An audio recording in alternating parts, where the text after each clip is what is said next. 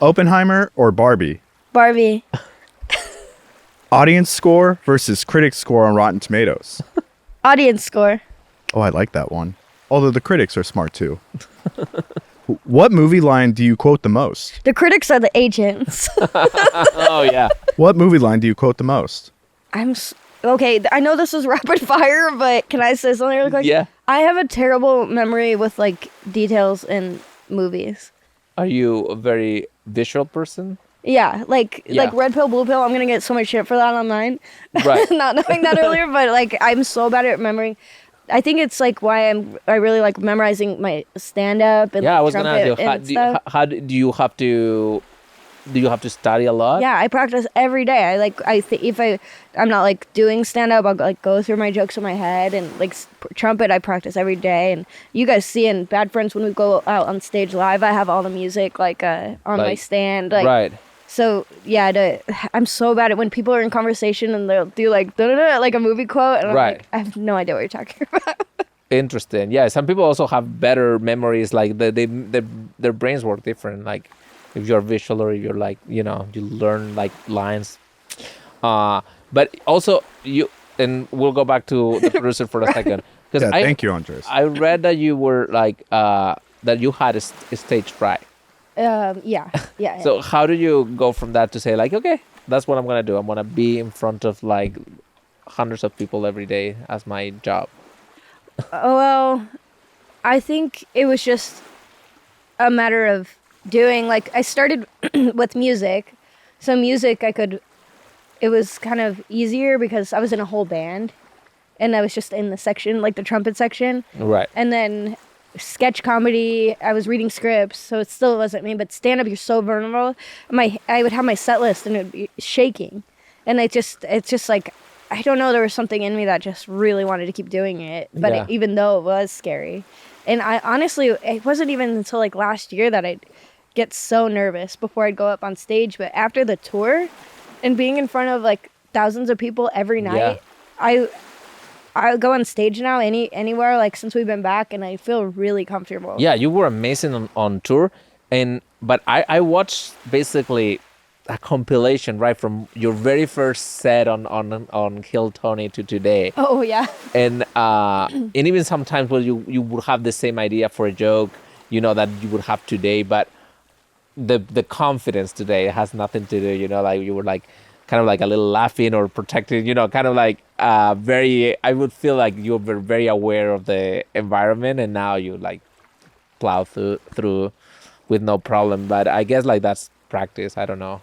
I think it is repetition, and you just get comfortable in your environment. It's been exciting though to get to that place. Right. And who knows where we'll keep going. Oh, it's a scary walking on that stage. It's just insane. No, it's like jumping across the building. Right, it is jumping, Don't believe it. Yeah. Okay, back to rapid fire. Yeah. Not so rapid. What's the last movie you walked out of? I don't know if I've ever walked out of a movie. Oh. Wow.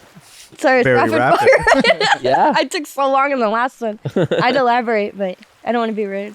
What's the earliest time of day you've watched a movie? What question is this, Carlos? What's the earliest time of day you've gone to the movie theater? 10 a.m. maybe, showing. Maybe 10 a.m. Okay. Thank you. What actor would play you in a biopic of your life? Oh, Margot Robbie. Thong or granny panties?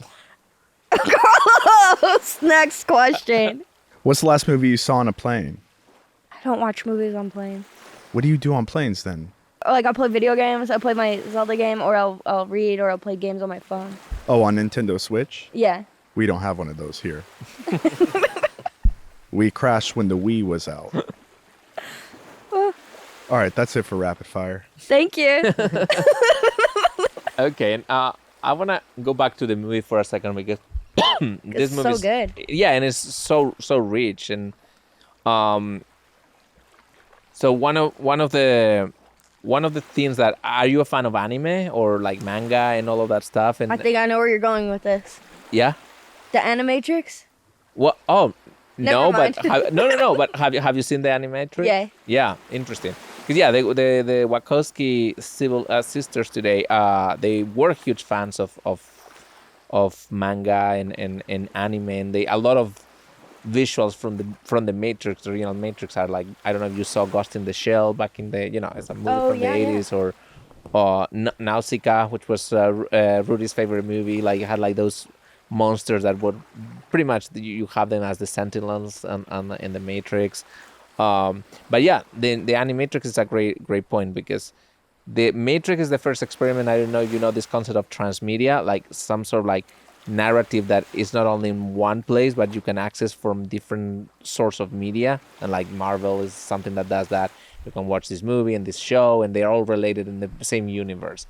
And the Matrix did a video game, the short films, and they all have different parts of the information of the full world of the Matrix, I guess. They were the first ones. The first ones to do it to that extent. They recorded, like, I think they shot like an hour of movie that is not in the movie, that is in the video game. You have to pass the screens to watch that. That is really cool. That's pretty cool. And then the fourth movie is about making of the video game. Right. It's just crazy. Yes. The fourth movie, yeah, I'm not sure how I feel about it. I think I was already. I love the first one so much that the other ones like disappointed me. Well, if you have me back 4 times, you know what we'll do. We'll do all of them. Yeah. Okay. Because I got a lot to talk about, especially the fourth one. Okay. Did you know that Will Smith was offered the role for the Neo role? Yes. Okay. I thought you said Willow Smith, but it was like not making fun of your accent No, the whole time. But I'm used to it. but his daughter is Willow Smith. Yeah. And I was like, that would be crazy. I mean, his wife is in the second movie. I know, it's crazy. But yeah, that would have been a whole nother movie. I think about that all the time, to be honest, and how that would have changed literally the world, because Yeah. Keanu Reeves gives such a good. There is one scene at the end that I remember that always made me laugh a lot, though, because he's like, if I remember it right, it's like one of the final fight scenes, and he's running away from the agent, and the operator is telling him, "Go to the door on your left," and he goes like to the right, and he's like, "No, your other left." Right. Yes. But this is when he's supposed to be actualized. Yes.